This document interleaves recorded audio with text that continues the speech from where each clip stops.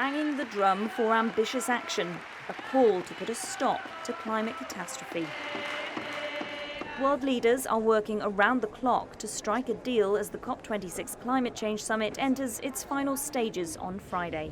Negotiators in Glasgow are hammering out an agreement to limit global temperature rises by dramatically reducing emissions. But it will need unanimous consent from the nearly 200 nations attending. And as Cassie Flynn, a UN strategic advisor in climate change, explains, traditionally, these summits never end on time. Well, these COPs are a long haul. They are 2 weeks. Often they can be 3 weeks for many delegations who have some of these pre-conversations. And when we reach this point in a COP, you essentially have room after room of negotiators sitting around tables, looking at documents on screens, and going line by line and word for word. And this is really tough stuff. They often go through the night trying to come to areas of compromise on these texts. In the latest draft text of the agreement, language around the phasing out of fossil fuels has been diluted in a bid to get a deal done.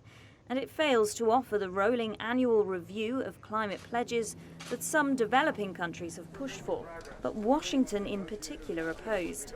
It also lacks detail on future payments from the rich countries that are primarily responsible for global warming to the poorer countries that will take the brunt of worsening storms, droughts, floods, and rising sea levels.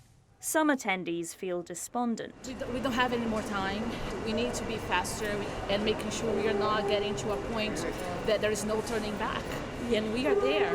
With the commitments that were already made, we are not going to meet the 1.5 that we are trying to keep alive in this COP. So we should be more firm and aggressive, and if they are weakening the language, that is disappointing. But others believe it's the only way forward. I think what people are doing here is pretty earnest, and I think they're trying, and I think the idea is to get something that can be agreed to by everybody. Even when they do come to an agreement, the real work will only begin once delegates return home, when they'll need to ensure that the measures signed off in Glasgow are upheld.